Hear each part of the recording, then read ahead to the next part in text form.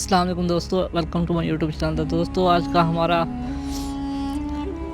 Vlog جو کہ شیخ الاسلام بہاؤالدین زکریا ملتانی سہروردی علیہ رحمۃ اللہ سلسلہ سہروردیہ کے بڑے بزرگ اور عارف کامل گزرے ہیں۔ سلسلہ سہروردیہ کے صاحب کمال بزرگ جن کا پورا نام الشیخ الکبیر شیخ الاسلام مخدوم بہاؤالدین ابو محمد زکریا الاسدی الہاشمی ہے۔ حافظ، قاری، محدث، مفسر، عالم، فاضل، عارف، ولی سب کچھ تھے۔ شیخ الشیوخ ابو الحفظ شہاب الدین سہروردی کے خلیفہ تھے۔ 7ویں صدی کے مجدد تسلیم کیے جاتے ہیں۔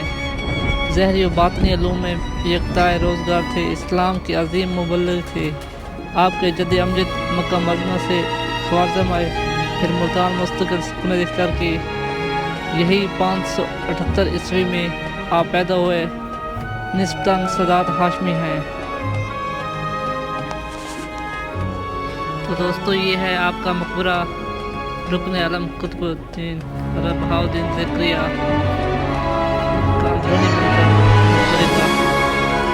دوستو آپ کی پیدائش 21 دسمبر اندازتاً 1183 عیسوی میں ہوئی۔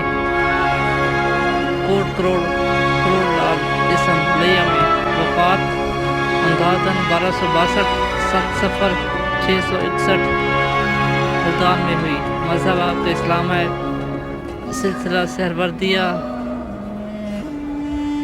جانشین مختلف باشمول لال شہباز قلندر، فخر الدین عراقی، مولانا جلال الدین محمد بلخی رومی اور جلال الدین سرخ بخاری۔ اگر آپ کی ولادت کی بات کی جائے، ملتان کے ضلع لیا کے ایک قصبہ کوٹ کروڑ ضلع لیا میں 27 رمضان مبارک شب جمعہ آپ کی ولادت ہوئی۔ آپ کے جد امجد مخدوم کمال الدین علی شاہ مکہ معظمہ سے خوارزم ہوتے ہوئے ملتان میں مقیم ہوئے۔ یہ عہد و خسرو ملک غزنی کا عہدہ تھا۔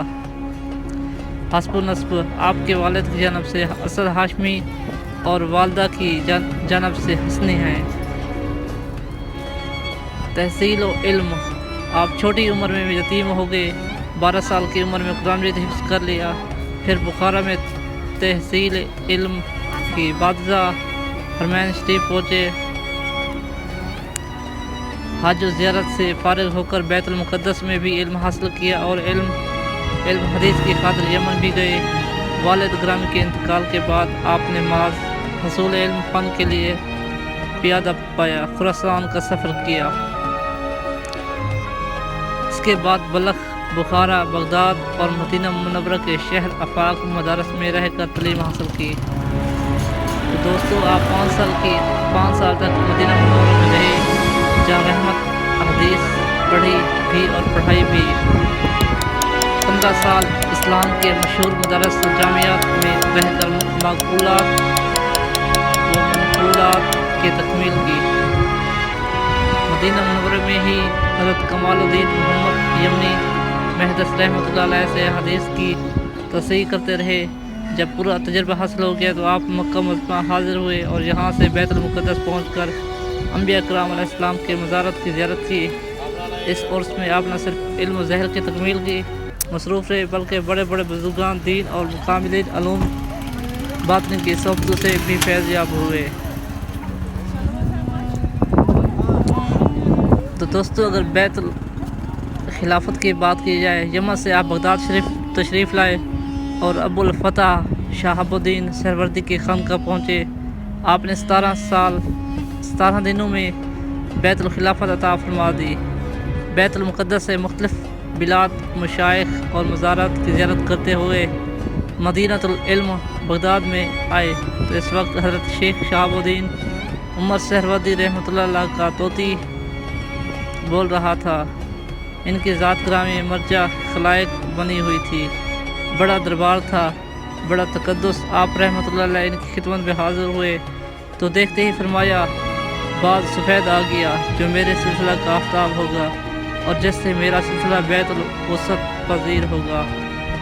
آپ نے ادب سے گردن جھکائی۔ شیخ رحمۃ اللہ علیہ نے اسی روز حلقہ ارادت میں لے لیا اور تمام توجہات آپ کی طرف مرکوز کر دی۔ ملتان آمد۔ 15 سال تک مختلف علاقوں میں تبلیغ اسلام کرتے ہوئے آخرکار 1222 میں واپس ملتان تشریف لائے۔ آپ کی مساعی جمیلہ سے سہروردیہ سلسلہ پاک و ہند میں خوب جاری ہوا۔ اولاد و خلفاء بہاؤالدین ذکریہ ملتانی کے 7 بیٹے تھے جنہوں نے بطور صوفیات شہرت حاصل کی۔ مخدوم صدر الدین عارف، مخدوم برہان الدین، مخدوم ضیاء الدین، مخدوم علاء الدین، مخدوم قدر الدین، مخدوم شہاب الدین، مخدوم شمس الدین۔ مخدوم صدر الدین عارف کے بیٹے شیخ عبد الفتاح رکن الدین المعروف شاہ رکن عالم مشہور بزرگ ہوئے۔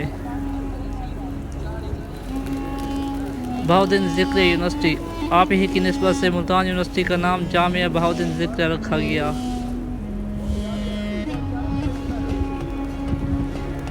تو دوستو، اگر وفات و مزار کی بات کی جائے، ملتان ہی میں آپ کا وصال ہوا اور اسی شہر میں آپ کا مزار پرانوار زیارت گاہ خاص و عام ہے۔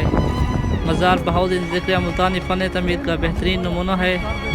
آپ کی وفات حضرت آیات 7 صفر 661 21 دسمبر 1261 کو ہوئی۔ آپ کا مزار شریف قلعہ محمد بن قاسم کے آخر میں مرجع خلائق ہے۔ مزار کی عمارت پر پرنقاشی کا کام قابل دید ہے اور سینکڑوں اشعار یاد رکھنے کے لائق ہیں۔ مزار کا احاطہ ہر قسم کی خرافات سے پاک ہے اور اس کے موقع پر علماء کرام کی تقریر خلق خدا کی ہدایت کا سامان بنتی ہے۔ اندرون سندھ سے مریدین و مقتدین کے قافلے پیادہ حاضر ہوتے ہیں۔ تو دوستو، اس جگہ ایک اور کنواں بھی ہے جیسا کہ آپ دیکھ رہے ہیں، اور اس کنویں پہ ایک روایت بھی لکھی ہوئی ہے۔ تو دوستو، یہ کنواں پاکستان جس کو شہنشاہ جہانگیر نے 1038 ہجری میں ملتان اور بعد میں آگرہ اور اودھ کا صوبیدار گورنر مقرر کیا۔